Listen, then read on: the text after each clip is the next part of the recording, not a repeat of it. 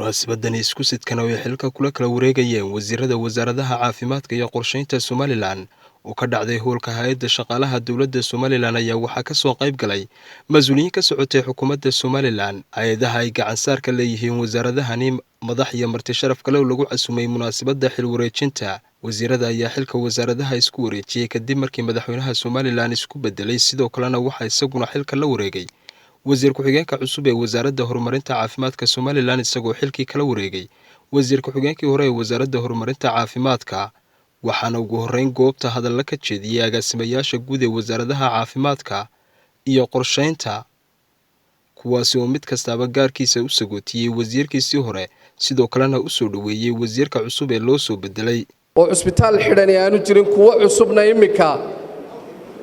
dhismayaashoodii ay dhammaadeen oo wasiirka cusubi uu dhowaan mubaaraki doono oo xadhigga laga jari doono kuwaasoo ay ka mid yihiin cusbitaalka ka dhammaaday magaalada Oog cusbitaalka bariga Hargeysa ka dhammaaday cusbitaalka ka dhammaaday waqooyiga magaalada Hargeysa iyo cusbitaallo markii hore loo isticmaali jiray sida coronavirus kaliya oo imika noqday cusbitaallo bulshada oo dhan oo dhammaantood u shaqeeya hadday tahay hooyada iyo dhallaanka hadday tahay coronavirus-ka hadday tahay dadka waaweyn iyo dadka yaryarba community hospital aynu ku magacawnay ilaa se dhaw akhriyo kamana hadli jirin waxna kama oran jirin darteed waxa laga yaabaa isaga laftiisa xasan markaa inay kula qabsado wasaaradda waqti kooban oo laga yaabo terminology-geeda iyo hawlaheeda iyo project-geeda kooban anigoo soo koobaya madaxweynaha qaranka anagu mahadnaqaya in labada wasiir ee muddo karkaa aan lagu darin wasiirada shaqadoodii laga maarmay ama leeyahay hawlka la indiri doona laakiin la isku bedelay waxaan jeclaan lahaa inaanu xasana naga tagin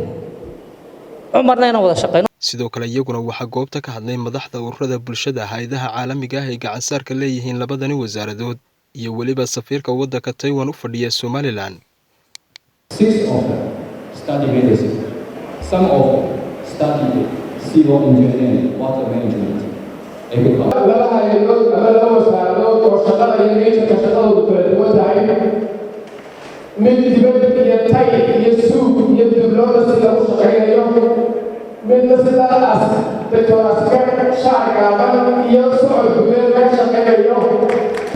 anigu horta sabtidii baan wareejiyay xilkii oo ninkii lagu bedelaan ku wareejiyay marka halkan qariib baan ku hoo waxaan ku sii socdaa wasaaradda qorsheynta wali waxaan ka yiraahdaa wasaaradda qorsheynta general mooyaane ma jirto insha Allah kulkaan tagnana hawsha sideeda iyo sida aanu isla garanno ama u yahay nidaamkeedu oo waanu qaban doonaa diyaarinay qorshihii lagu shaqeyn lahaa 5 sanadood oo ku salaysan NDP2 ama National Development Plan diyaarinay shaqaalihii ka shaqeyn lahaa diyaarinay qalabkii lagu baari lahaa ama lagu hubin lahaa tayada oo kii cuntadu geesooda iyaguna waxa madasha ka hadlay wasiiradii ka soo qayb galay munaasabadda wasaaradood oo aan wasaarad kaliya ahayn wasaaradda caafimaadku sidaynu ognahay saameyn bay dalka oo dhan ku leedahay bulshada Somaliland 4 milyan aynu ku qiyaasnana qof bay u qusaysaa wasaaradda qorsheyntuna qarankood dhan bay wax u qorsheynaysaa qof bay ugu dambeyntii waxa goobta ka hadlay labada wasiir iyaguna xilka labada wasaaradood la kala wareegayay ka qabtay wasaaradda caafimaadka maanta anigu wasaaradda waxaan joogay 2 sano iyo 5 bilood waxaan aaminsanahay waxaan qabtayna waa waxa aynu wada qabanay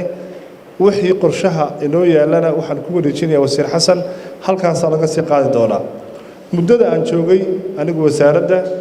waa sida la sheegay waxaan la kowsanay xanuunka COVID-19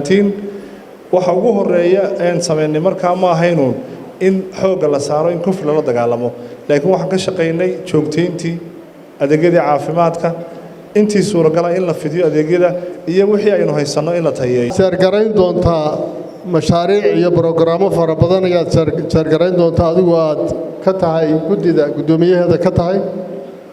waxa kamida mashruuca horumarinta Somaliland Development Program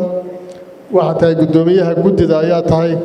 waxaa kugu weheliyaa waxaa weeyaan xubin ka mida qaadhanbixiyayaasha go'aamada lagu gooyo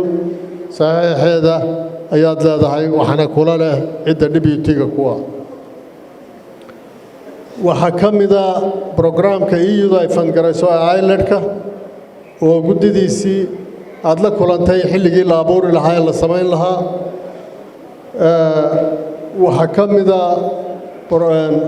guddida qorshaha qaranka oo aad guddoomiye ka tahay waxaa ka mida guddida maxaan ku dhahdaa national service commission reformka oo aad guddoomiye